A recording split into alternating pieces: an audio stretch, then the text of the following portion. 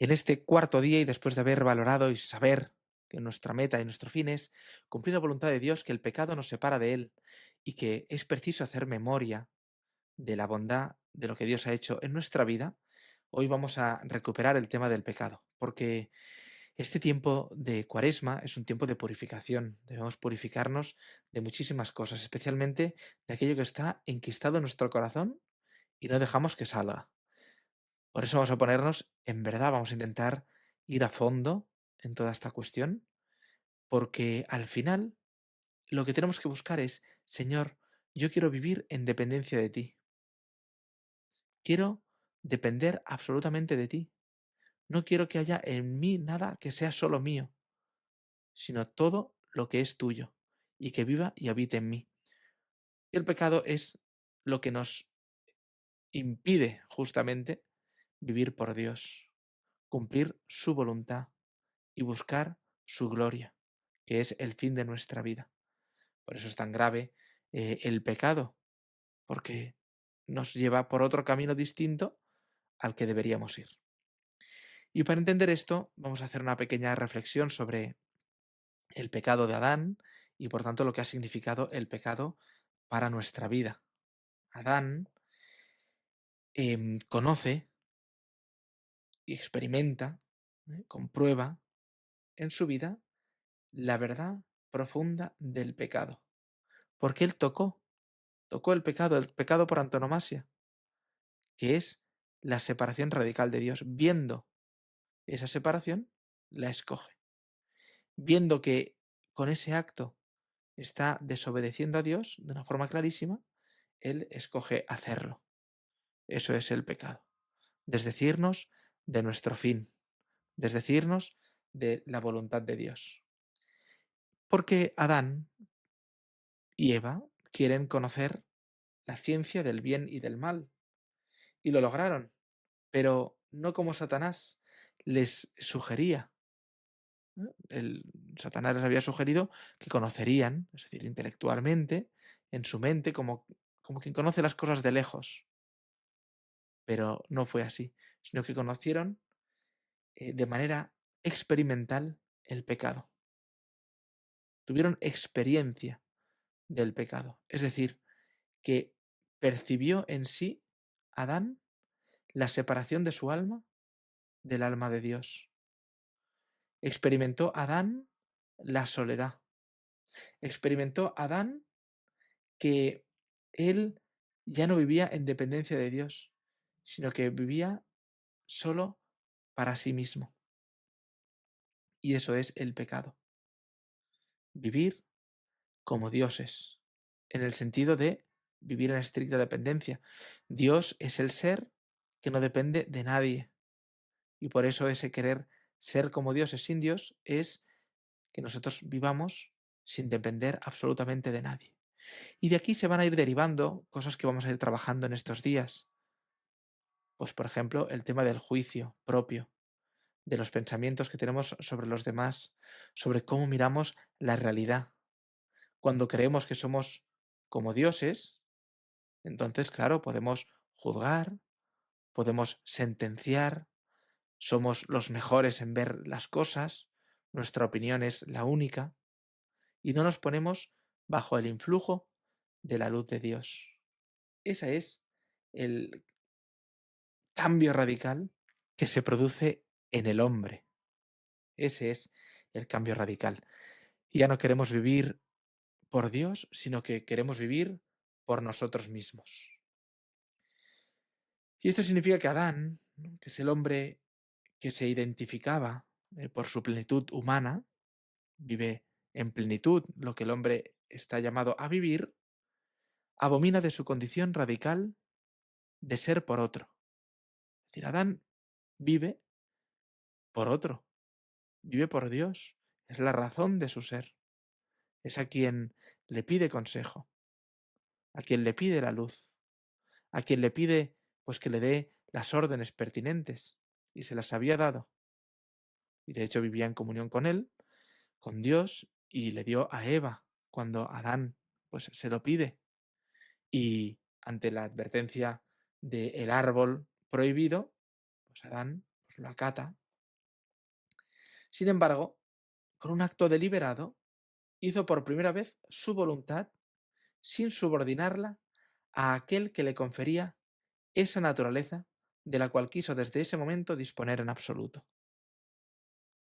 ¿Vale? Por tanto, con un acto pues, voluntario, no quiso que su voluntad dependiera de la de Dios. No quiso subordinarla. No quiso ponerla bajo la luz de Dios, bajo su amor, al fin y al cabo. Porque en el fondo, la gran cuestión es, ¿creemos que Dios quiere lo bueno para mí? Y por eso recordábamos ayer y ese hacer memoria. ¿Qué es lo que Dios ha hecho por mí? ¿Dios acaso ha estado ausente de mi vida? ¿Tengo algún motivo realmente para dudar de Dios, de su amor? ¿De que lo que Él quiere para mí es algo malo? Es que no puedo dudarlo. No puedo dudar de que Dios quiere mi bien. Sería algo absurdo, pues así somos. Por eso purificarnos claramente y contemplar a Cristo para que entendamos esta cuestión, que somos por Dios. Vivimos en dependencia de Él. Entonces obtiene Adán, de una manera perfecta, la ciencia del bien y del mal. Supo, gustó hasta las heces, que él por sí era nada. Es decir, lo que descubre Adán realmente es el mal. Es decir, no soy nada. Descubre su verdad fuera de Dios. ¿Cuál es mi verdad fuera de Dios? La nada. El pecado le reveló al desnudo el fondo de su propia naturaleza. Comprendió que al desatarse de Dios, fuente que origina todo bien, perdía aquellos en los cuales había querido afianzarse para siempre mediante una ciencia que le confiriera la posesión de los mismos, absoluta e independiente de Dios. Porque al final Dios quiere darnos muchos bienes, quiere que disfrutemos de muchas cosas de esta vida, pero en dependencia con Él y orientadas hacia Él.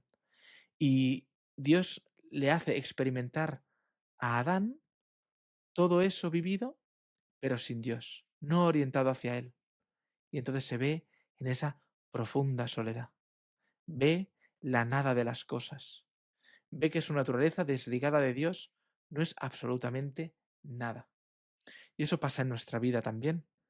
La experiencia del pecado nos lleva a la soledad, a confiar en nuestras propias fuerzas, a desesperar al fin y al cabo porque nos escondemos, nos recluimos en ese pecado, nuestro corazón se endurece, empezamos a fomentar un juicio propio, intentar justificar todas las cosas que hacemos, pasarlas por nuestro propio tamiz y así pues vamos construyendo una vida al margen de Dios, un juicio al margen de Dios, un pensamiento que está alejado de lo que Dios quiere para nosotros. Ese es el gran problema del pecado. Es el olvido radical de Dios, la dependencia absoluta de nosotros mismos. Por eso vemos un mundo tan profundamente amargado, que es una defensa contra las hostilidades del bien, de la verdad, que el mundo no está dispuesto a acoger. La gente prefiere vivir en esa soberbia de estar, entre comillas, a gusto consigo mismos, pero nunca en dependencia de otro. Eso es lo que el demonio ha metido en el corazón. No vivas en dependencia de nadie. Sé independiente. Ve a donde quieras, pero por ti mismo. Haz lo que te dé la gana, pero solo. Que nadie te imponga absolutamente nada. No vivas en dependencia jamás de nadie.